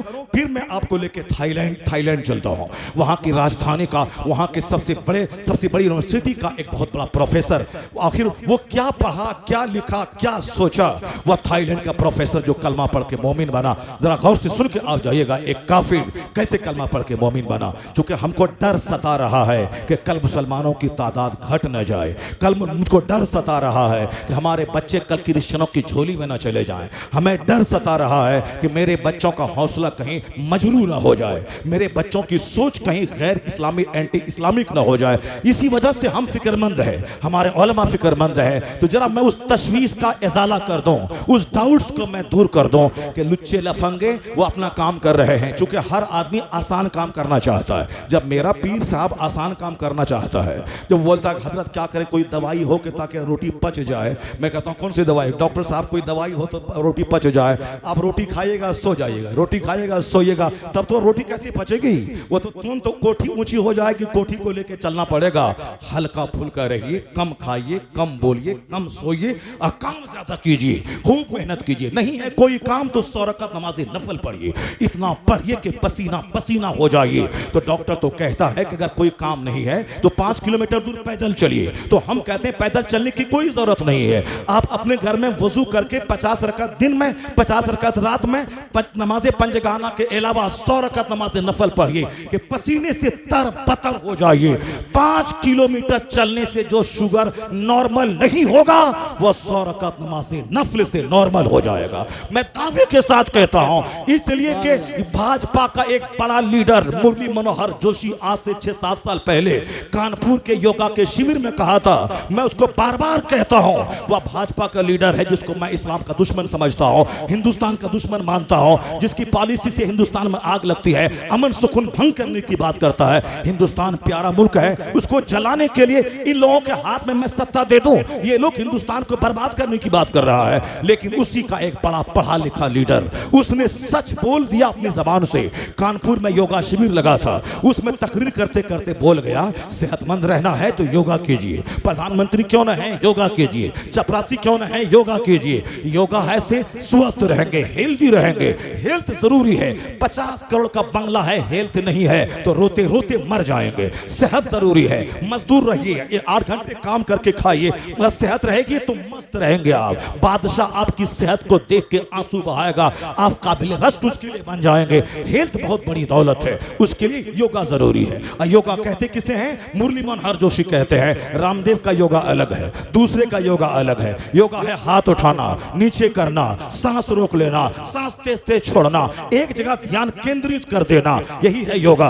अब योगा लोग कर रहे हैं सेहतमंद बनने के लिए। मुरली मनोहर जोशी ने कहा था, मैं कहता हूं योगा का जितना तरीका है वह सब तरीका एक तरफ। इस्लाम के पैगंबर ने जो नमाज का तरीका बताया है, खड़ा रहना है, कुछ देर रुकू में जाना है, फिर खड़ा होना है, फिर सजदे में जाना है, बैठ जाना है, फिर सजदे में जाना है, फिर खड़ा होना है। और जब खड़ा हो तो ध्यान केंद्रित करना है सजदे की जगह पे। जब रुकू में जाए पांव पे ध्यान केंद्रित करना है। जब बैठे कादा में तो ध्यान गोद पे केंद्रित करना है। सजदे में नाक पे ध्यान केंद्रित करना है। सलाम में कंधे पे ध्यान केंद्रित करना है। खड़ा रहना है तो ध्यान अपने रब की तरफ लगाना है। कुछ पढ़ना है, रुकू में कुछ पढ़ना है, ये खड़ा रहना, ये रुकू में जाना, फिर खड़ा होना, फिर सजदे में जाना, फिर बैठ जाना, फिर सजदे में जाना, कुछ पढ़ना, ध्यान लगाना। अब दिन में 5 बार ऐसा करना। मनोहर जोशी कहता है, मेरे नजदीक नमाज से बढ़कर कोई योगा नहीं, और नमाज देने वाले मोहम्मद अरबी से बढ़कर कोई तबीब नहीं, कोई डॉक्टर। सुभान अल्लाह, नारे तकबीर, नारे रिसालत। सबसे बड़े तबीब का नाम है पैगंबर आज़म अलैहिस्सलाम। यानी आका अलैहिस्सलाम ने जो कुछ दिया है निज़ाम, आप सेहतमंद रहने का, कहीं ये नुस्खा आप नहीं पाएंगे। अब नमाज पढ़िए पाबंदी के साथ। और औरतों को ब्यूटी पार्लर जाने की कोई ज़रूरत नहीं है। औरतों को ब्यूटी पार्लर जाने की कोई ज़रूरत नहीं है। वह सिर्फ अमेरिका की लेडी विशर, जो औरतों की तंजीम की सरकर्दा लीडर है, उसने मशवरा दिया है कि ब्यूटी पार्लर में होता क्या है, फेस वॉश होता है। पहले चेहरा धोया जाता है, उसके बाद फिर इसमें लोशन लगाया जाता है, फिर उसको पोंछा जाता है, फिर फेस वॉश होता है।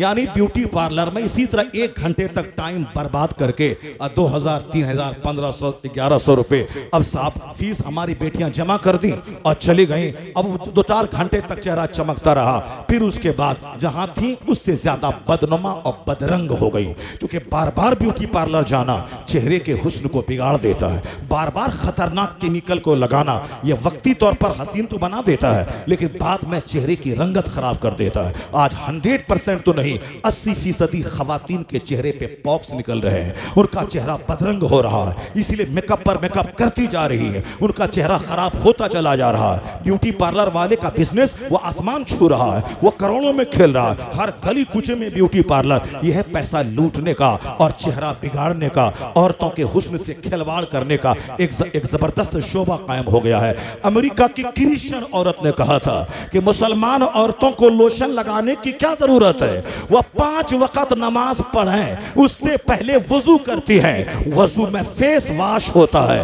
वजू में फेस वॉश होता है, और वह सजदा करती है। सजदा में ब्लड सर्कुलेशन इतना ज्यादा होता है, क्योंकि ब्लड आउटपुट इनपुट करने वाला हार्ट ये ऊपर रहता है और चेहरा नीचे रहता है, और वाफिर मिकदार में यह हार्ट चेहरे की सारी रगों पे ब्लड सर्कुलेट करता है। और अगर सजदा लंबा हो गया, ये वजू, ये लंबा सजदा इसे हसीन बना देगा। करोड़ों रुपए की फेयर एंड लवली जो काम ना कर सके, वो एक वजू का फेस वॉश और एक लंबा सजदा कर देगा। मजहब अल्लाह जमील है, जमाल को पसंद करता है। सरकार दो जहां सबसे ज्यादा नफीस है, नफासत को नफा सरकार को पसंद है। इसीलिए इस्लाम में है फेस वॉश, इस्लाम में है हैंड वॉश, इस्लाम में है लेग वॉश, इस्लाम में है सर का मसह, इस्लाम में है गर्दन को टच करना भीगे हुए हाथ से। इस्लाम में ये वजू इतना जबरदस्त तो मेथड है कि आज तो मैं कहता हूं कि साइंस जवान हो गई है, अलग बात है, साइंस का खूब गलगला है दुनिया में, अलग बात बात है, लेकिन कोरोना ने सबको बेबस बना के रख दिया। आज 2 साल गुजर गए, छोटा सा कीड़ा अमेरिका के सारे साइंसदानों को उल्लू बना दिया। 2 साल गुजर गए, वैक्सीन में पानी है कि क्या है कौन जानता है। जिस तरह कालपोल है, जिस तरह केरोसिन है, जिस तरह डाइजीन है, पेट में दर्द हुआ ये खा ले, गैस बनी ऐसी लोग खा ले, सर बुखार हुआ कालपोल खा ले, ये दवाई फला की, ये फला की, टीबी का मर्ज हुआ ये दवाई खा ले। जब हर मर्ज की दवाई निकल गई है और तुम्हें दावा है कि बीमारी आज हो कल उसकी दवा मेरे पास मौजूद है, ये 2 साल गुजर गए, तुमने कोरोना की दवाई क्यों नहीं लाई मार्केट में? 2 साल गुजर गए, हिंदुस्तान के सारे वैज्ञानिक सर पकड़ के बैठे हैं, चाइना जापान के सारे साइंटिस्ट सर पकड़ के बैठे हैं, टेक्नोलॉजी की दुनिया का बादशाह अमेरिका, वहां का वैज्ञानिक नासा का वो सर पकड़ के बैठा है। कोरोना की दवाई नहीं आई, वैक्सीन आई, दवाई नहीं आई। वो वैक्सीन है, वो समझ लें कि वो पहले एक हिफाजती कदम है, वो हिफाजती कदम है वो, यानी कोरोना का हमला नहीं होगा, होगा भी तो कमजोर हो जाएगा, मगर दवाई चाहिए। कोरोना हुआ दवाई खाए खत्म हो जाए, दवाई नहीं आई। ये बड़े बड़े वैज्ञानिक सर पकड़ के आज भी बैठे हैं, कोई मेडिसिन तो आ जाए, मेडिसिन नहीं आई। कभी आपने तन्हाई बैठ के गौर किया? इतने 2 साल के बाद भी क्या कहा जा रहा है?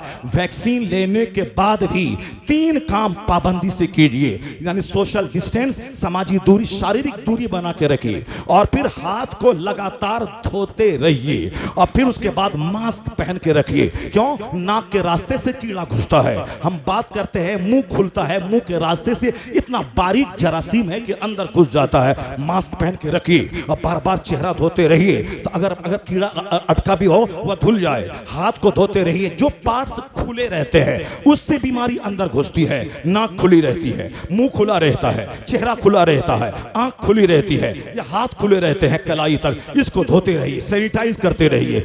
अमेरिका के वैज्ञानिक वही कहते हैं कि हाथ धोते रहिए, हिंदुस्तान का वैज्ञानिक बोलता है हाथ धोते रहिए, चाइना जापान जैसा तरक्की याफ्ता मुल्क बोलता है हाथ धोते रहिए। मेरा पड़ोसी एक राजपूत, उसने कहा था कि सब बोलता हाथ धोइए, हाथ धोइए, हाथ धोइए। ये तो मुसलमानों को इस्लाम ने रोजाना 5 टाइम नमाज पढ़ने से पहले हाथ धोने बोला है। वजू कीजिए, हाथ धोइए, नाक में पानी डालिए, आंख में पानी, चेहरा धोइए, नाक में पानी, मुंह में पानी, जो पार्ट से खुले हैं उसको वाश कीजिए। पांव जहां तक खुला रहता है उसको धोइए, हाथ जहां तक खुला रहता है उसको धोइए, चेहरा धोइए, आंख में पानी, नाक में पानी। उन्होंने कहा था जहां आज दुनिया के सारे वैज्ञानिकों की नजर गई है कि हाथ धोना इस जरासीम को खत्म कर देता है, वहां 1400 साल पहले मुअल्लिम कायनात ने वजू जैसा नुस्खा दिया है ताकि बीमारी से भी बचो और इस वजू से रूहानी ताकत भी मिले, गुनाह भी धुले, बीमारी भी धुले, गुनाह भी धुले। अमेरिका का वैज्ञानिक का कद कोरोना ने छोटा बना दिया है। मुस्तफा की तालीम का महत्व इस दौर में आगे बढ़ाता चला गया है। सुभान अल्लाह, सुभान अल्लाह। I cannot find any other man in history like Mohammad. मैं पूरे मानव इतिहास में मुस्तफ़ा का जवाब नहीं पाता हूँ। इसी तरह की बातें सुनते रहिए। सरकार दो जहां अलैहिस्सलाम की एक एक बात का जो महत्व है, पॉजिटिवली तन्हाई में बैठकर आप गौर करें तो आप दंग रह जाएंगे। ये कौन कह दिया कि इस्लाम खतरे में है? ये कौन कहा कि आने वाला वक्त हमारे हाथ से निकल गया है? नहीं नहीं, बल्कि अल्लाह का पसंदीदा मजहब खामोशी से अपना काम कर रहा है। दुनिया का सबसे क्रीम तबका होता है पढ़ा लिखा तबका। एक आलिम शैतान के मुकाबले में 1000 आबिद से ज्यादा वजनी होता है। फकीहुन वाहिदुन अशद्दु अला शैतान मिन अल्फ आबिद, यानी एक फकीह, एक आलिम 1000 आबिदों से ज्यादा भारी होता है। एक पढ़ा लिखा इंजीनियर, डॉक्टर वह करोड़ों जाहिलों से सुपीरियर होता है। जाहिल हलाठी लेके आएगा वो काम नहीं कर पाएगा जो काम एक मिनिस्टर का कलम कर जाएगा, जो काम एक कानून बनाने वाले का कलम कर जाएगा। इसलिए हमारे बच्चों का असेंबली में रहना भी जरूरी है ताकि वहां देखे कि कौन सा कानून बनता है, बिगड़ता है। मेरे बच्चों का पार्लियामेंट में रहना जरूरी है ताकि देखे कि मेरे खिलाफ कौन सा कानून बनता है, आवाज उठाए। असेंबली में रहना भी जरूरी है बहैसियत मुस्लिम। पार्लियामेंट में जाना जरूरी है बहैसियत मुस्लिम। प्रधान बनना जरूरी है बहैसियत मुस्लिम, न कि प्रधान बन करके अपने आप को उनके हवाले कर दे।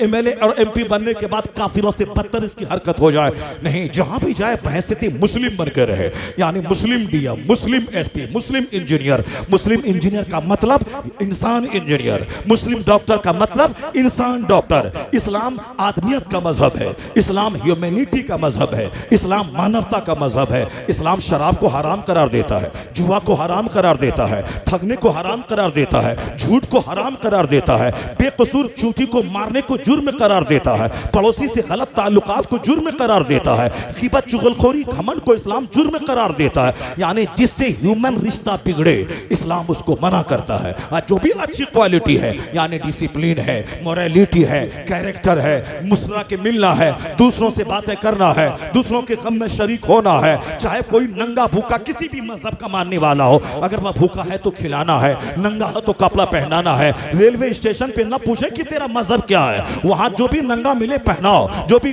भूखा मिले खिलाओ। ज़कात की रकम देने के लिए मजहब तलाश करना है, सदका फित्र देने के लिए मजहब तलाश करना है। लेकिन आमतौर पर मानवता के नाते चाहे किसी मजहब का हो, सदकात नाफिला किसी के साथ करें, एहसान करें, सवाब मिलेगा। जब बुखारी की हदीस में आया है कि एक औरत ने देखा कि एक कुत्ता जो जबान लटकाए फिर रहा है कुएं के इर्द गिर्द, वह युतीफ बेबेरिन जो कुएं का चक्कर लगा रहा है, कद अदला लिसानुहु मिन अतश जिसकी जबान प्यास से बाहर लटकी हुई है, उस खातून ने अपने दुपट्टा से डोल बनाकर पानी निकालकर उस कुत्ते को पानी पिलाती है। तो हुजूर क्या फरमाते हैं, दखलतिल जन्ना, वो औरत जन्नत में दाखिल हो गई, अल्लाह ने उसको माफ फरमा दिया। जब कुत्ते को पानी पिलाने से एक औरत जन्नत जा सकती है, हुजूर सच्चे बुखारी की हदीस से कोई कमजोर नहीं कह सकता। जब जन्नत जा सकती है जो भूखे इंसान को पानी पिलाए, जो नंगे को कपड़ा पहनाए, जो भूखों को खाना खिलाए, जो प्यास इंसान को पानी पिलाए,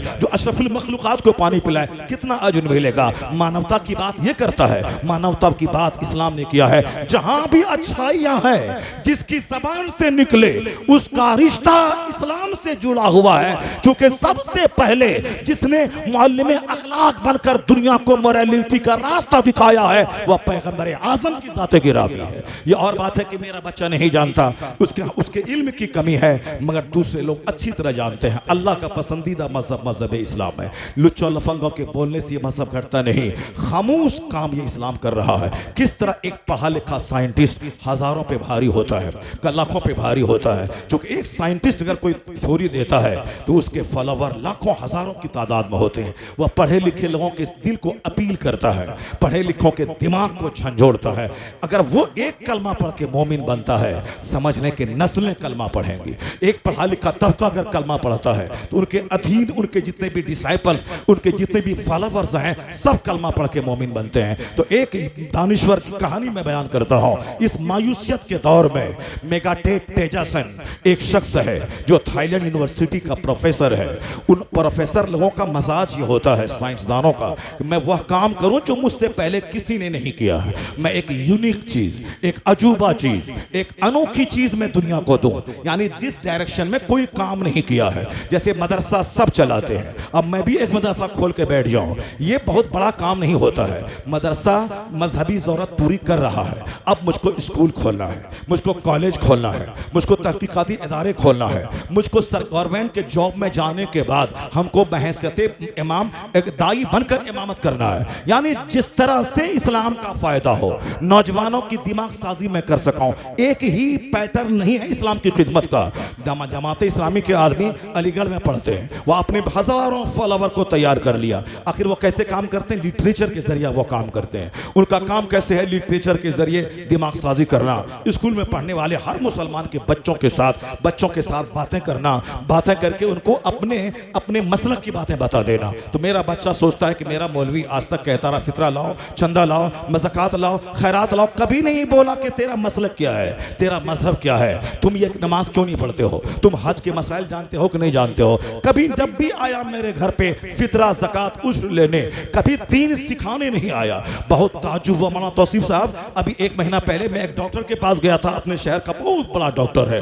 वह डॉक्टर काफिया पढ़ने के बाद वो गया था पढ़ने के लिए स्कूल में, और अल्हम्दुलिल्लाह बहुत बड़ा सर्जन अब हमारे जिला का, यानी वो अब करोड़ों में खेल रहा है। जबरदस्त हॉस्पिटल, एक नहीं जमीन इतनी खरीद लिया शहर में, शोहरत और नाम भी, बिल्कुल टेंडर एज, यंग एज का लड़का है, चेहरे पे दाढ़ी, सर पे टोपी लेकर वो क्लिनिक में बैठता है। हमारे शहर के सारे गैर मुस्लिम डॉक्टर उसके यहाँ मरीजों की भीड़ देख के दंग रहते हैं। दाढ़ी और टोपी के साथ वो क्लिनिक में बैठता है।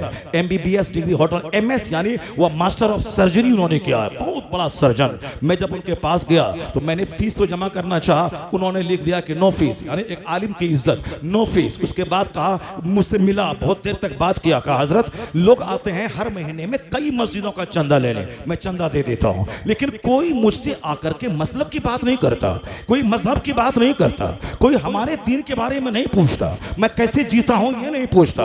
जो आलिम है, इल्म दीन सिखाने आया है, कम से कम 1 मिनट का टाइम लेके मुझसे मजहब की बात कर लेता, तब मैं समझता कि चलो ये मस्जिद भी बना रहा है, मदरसा भी बना रहा है और शख्सियत साजी भी कर रहा है, यानी ये मुझको मजहबी मजाज भी अता कर रहा है। नहीं, जब भी गए रसीद लेके, चंदा दीजिए, फितरा दीजिए, खाल दीजिए, ये दीजिए, अब दीन लेके कौन जाएगा? यही वजह है कि हमको देख के दरवाजा बंद कर देता है आदमी, क्योंकि ये रसीद लेके आया है। और कभी कभार रसीद लेके भी जाएं और कभी कभार बगैर रसीद लेके दीन लेके जाएं। बस नवाब प्रधान जी, मैं एक हदीस लेके आया हूं, उसको सुनना है, हुजूर ने ये कहा, बस सुना दिया, अपना चल लिया। कभी जाएं, सुना दिया। आपका बच्चा अलीगढ़ में पढ़ता है, जरा उसको बताते हैं कि वहां बहुत सारी चीजें होती हैं, वो वहां रोजाना 5 मिनट के लिए सरकार की सीरत पर फला किताब है सीरतुल मुस्तफा, उसको 5 मिनट पढ़ लें। इंजीनियर बनने के लिए 15 घंटे पढ़ें, MBBS बनने के लिए 18 घंटे पढ़ें, मुसलमान बने रहने के लिए 5 मिनट सरकार की सीरत का एक चैप्टर, 5 मिनट, कुछ नहीं। खाने के लिए जाएं, हाथ धोकर धोएं, अब बैठना, खाना तो खाना है, चाहे डॉक्टर बने कि चाहे इंजीनियर बने, खाना तो खाना है।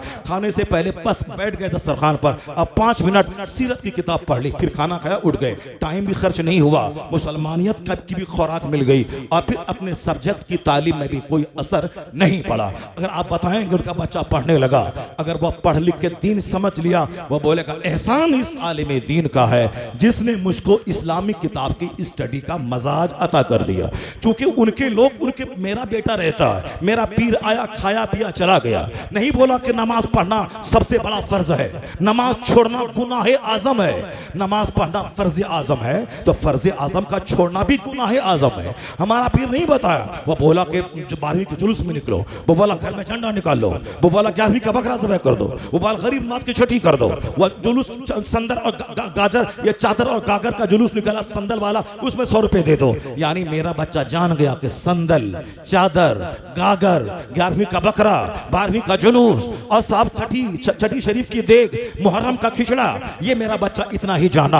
अब जब वो अलीगढ़ पहुंचा वहां पढ़ने के लिए, जब वहां गया, उनका दोस्त बोला कि ये कुरान शरीफ है जो अल्लाह की किताब है, इसमें देखो 700 से ज्यादा जगहों पे, कई 100 जगहों पे नमाज का जिक्र आया है। ये बुखारी है, नमाज का जिक्र सैकड़ों हदीस में आया है, और जो नमाज नहीं पढ़े वो ढांचे का आदमी है। हुजूर ने कहा है कि बेनमाजी का अंजाम फिरौन के साथ होगा, हामान के साथ होगा, कारून के साथ होगा। हुजूर ने कहा जिसके दरवाजे पे एक नहर हो, 5 बार डुबकी लगाए, नहाए, उसके बदन पे मैल कुचल बाकी रहे, में से कुछ बाकी रहेगा? हुजूर, सहाबा ने कहा कि नहीं। हुजूर ने फरमाया कज़ालिका मसलु सलवातिल खम्स यमहुल्लाहु बिहिन्नल क़ताया, यही मिसाल 5 वक्त की नमाजों की है। 5 नमाजें गुनाहों को मिटा देती हैं। बेनमाजी जहन्नम जाएगा।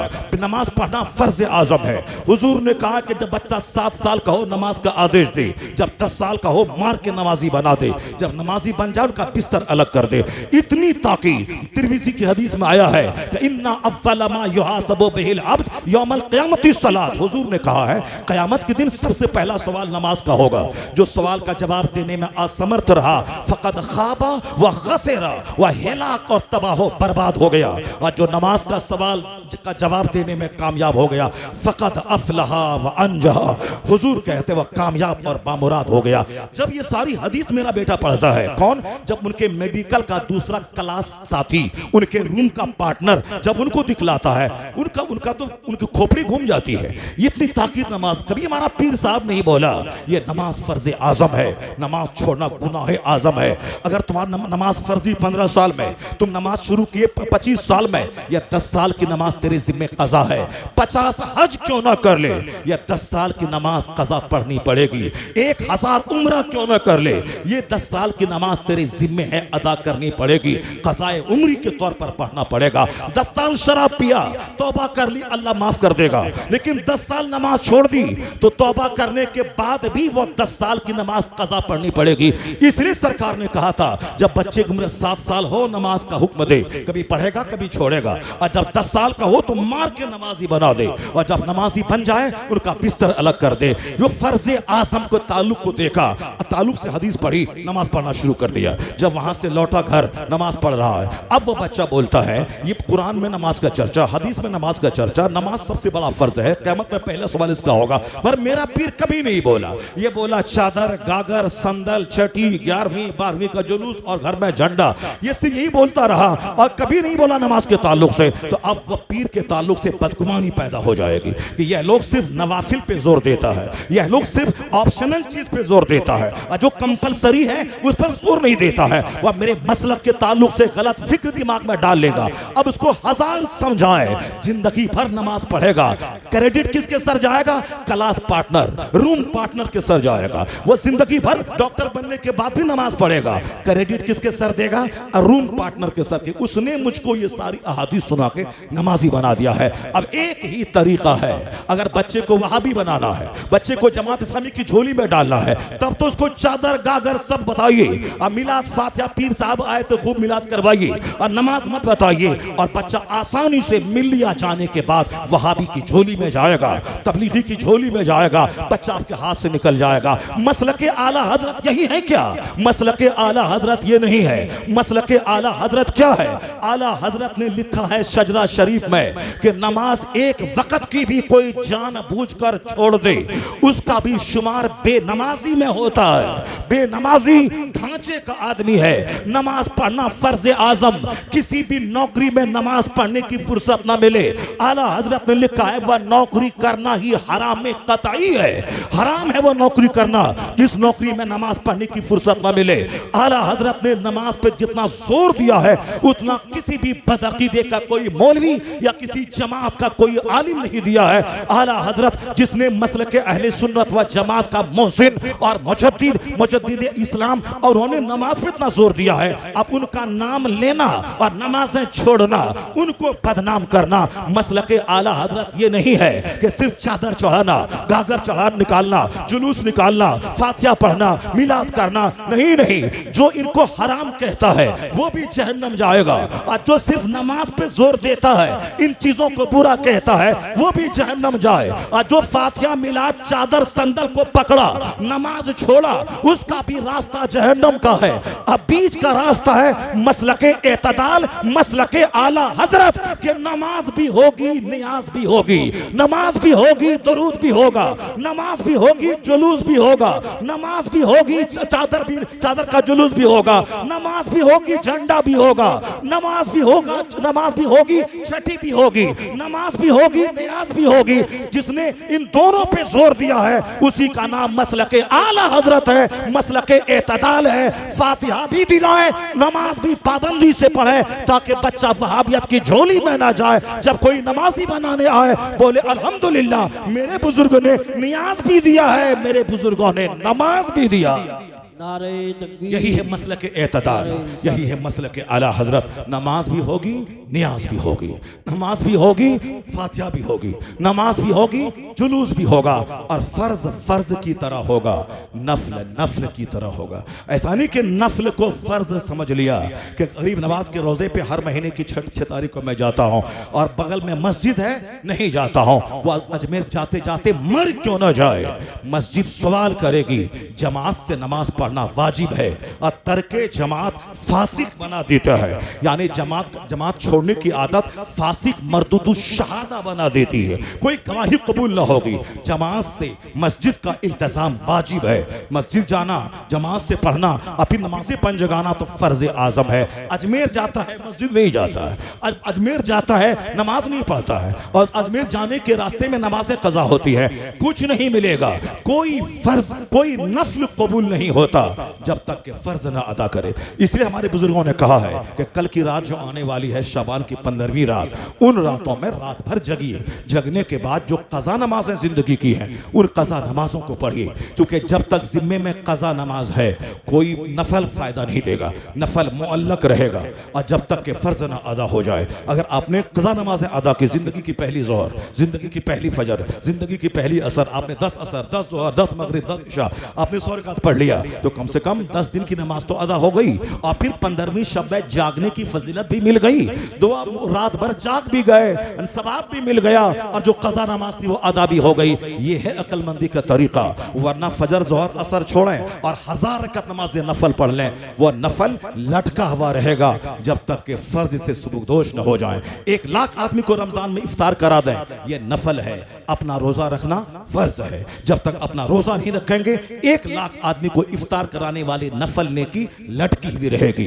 ज़कात का 5 रुपया जो आप पर फर्ज है, अगर वो नहीं दे रहे हैं और 1 करोड़ रुपए की मस्जिद आप तामीर कर रहे हैं, वह नफल है। और नफल नेकी लटकी हुई रहती है जब तक कि फर्ज ना अदा कर दे। ज़कात का 5 रुपया यह फर्ज है, और 5 करोड़ रुपए की मस्जिद वह नफल है। आला हजरत ने उसकी तरकीब बताई है। अगर तुम्हारी आंख खुल जाए, हमारी तो 50 साल से ज़कात नहीं हुई है, अगर मैं हिसाब निकाल के ज़कात अदा करूं मेरा सारा मकान चला जाएगा।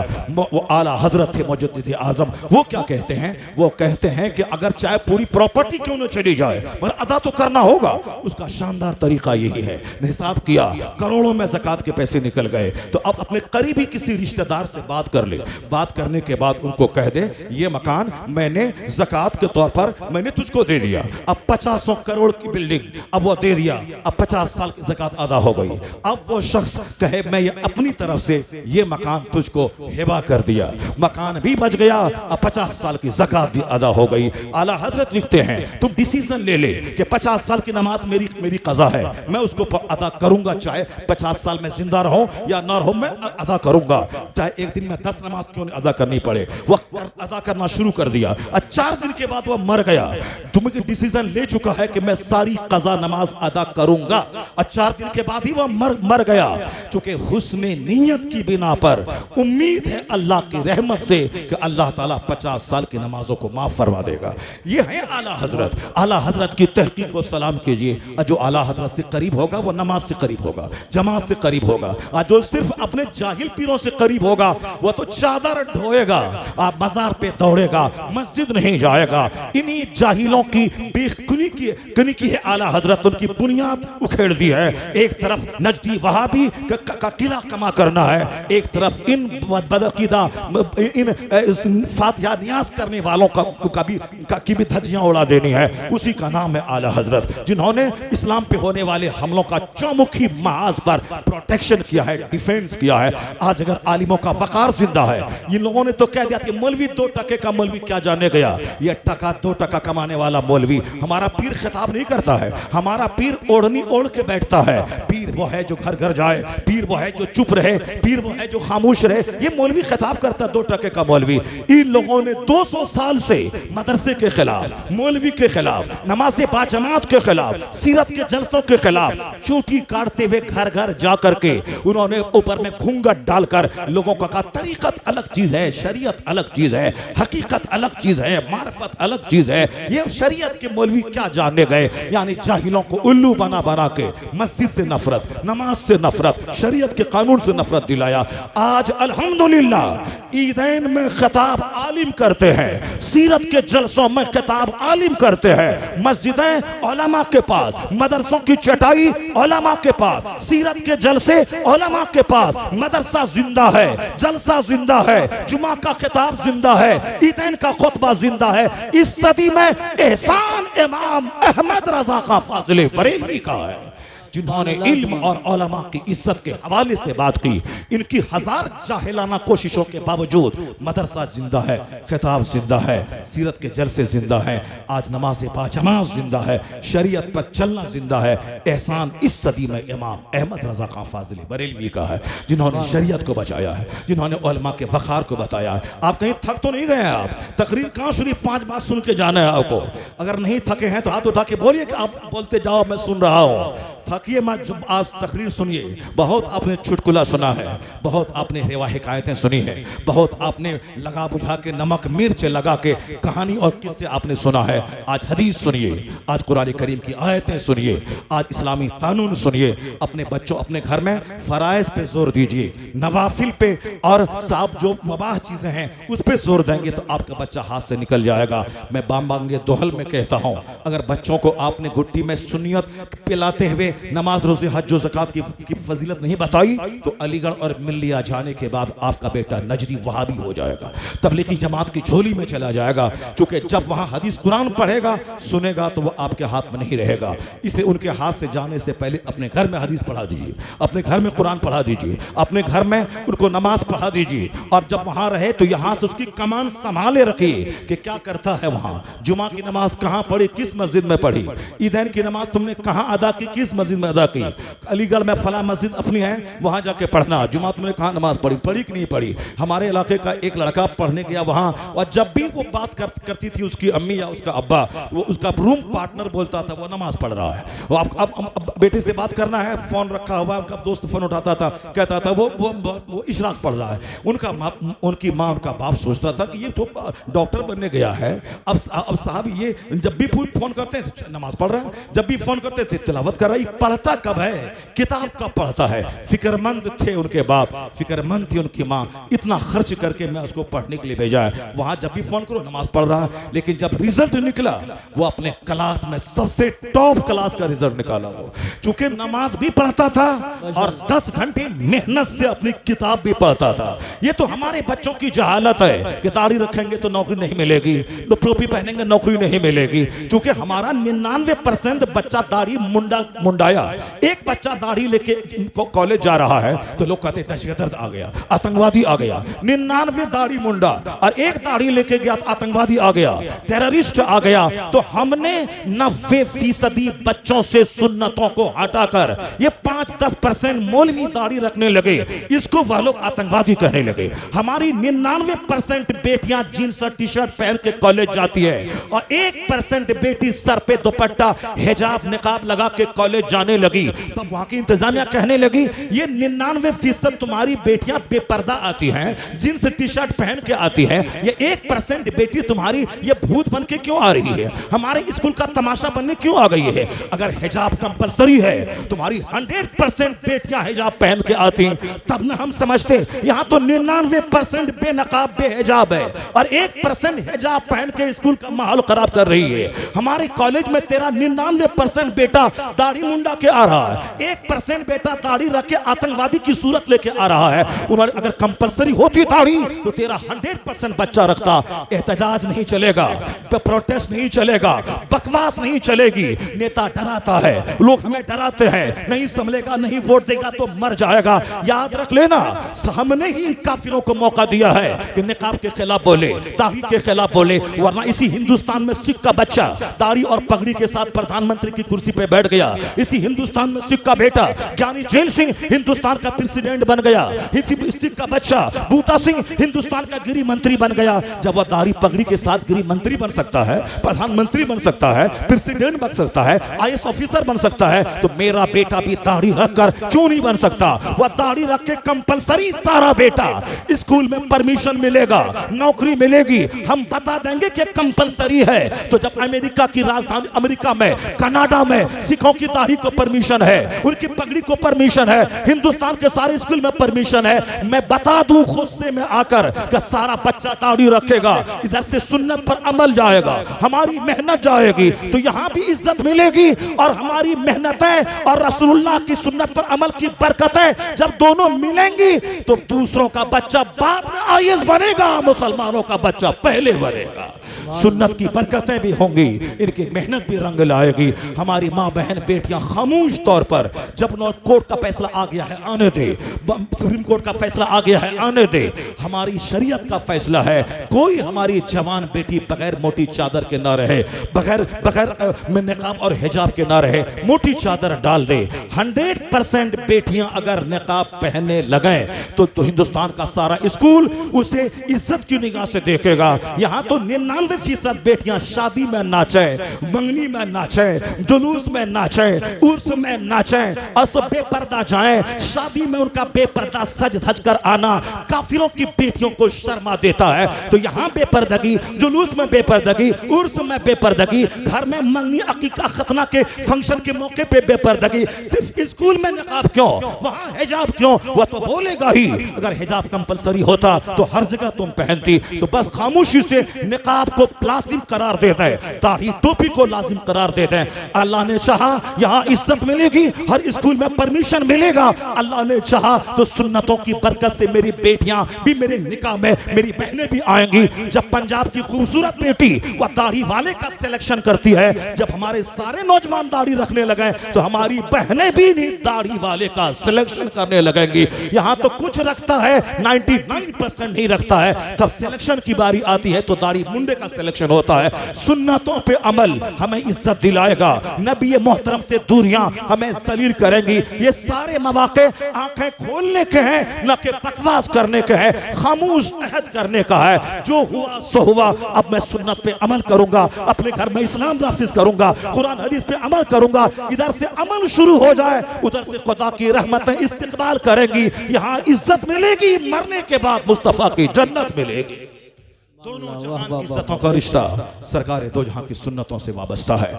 आप खामोश तौर पर मजहब इस्लाम का तमाशा देखें, किस कदर दुनिया के हर घरों में इस्लाम पहुंचने की तैयारी कर रहा है, किस कदर पढ़ा लिखा दानिश्वर इस्लाम से करीब आ रहा है। मेगाटे तेजासन थाईलैंड यूनिवर्सिटी का प्रोफेसर, उसने सोचा कि नई तहकीक मैं करूं जो काम मुझसे पहले अब तक किसी ने नहीं किया है।